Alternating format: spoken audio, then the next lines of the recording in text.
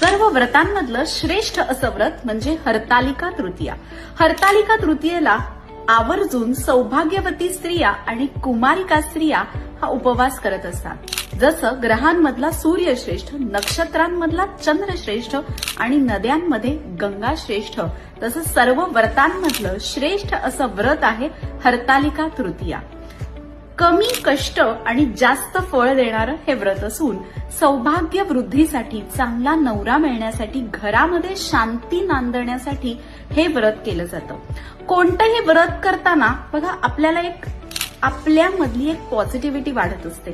कोणतीही गोष्ट साध्य करण्यासाठी आवश्यक असणाऱ्या मनाचा निग्रह या उपवासामुळे वाढत असतो. उपवास म्हणजे काय?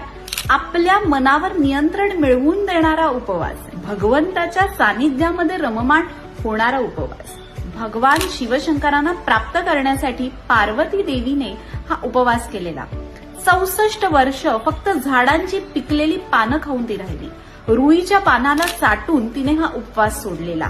आणि म्हणून हरतालिका व्रत करताना देवीला आपण पत्री वाहत असतो. सखी आणि पार्वतीची ही गोष्ट असते. कोणतंही ध्येय आपण जर ठरवलं आणि आपण जिद्दीने ते पार कसं करावं ह्याची कहाणी म्हणजे हरतालिका तृतीया. तर हरतालिका हे व्रत आवर्जून करा.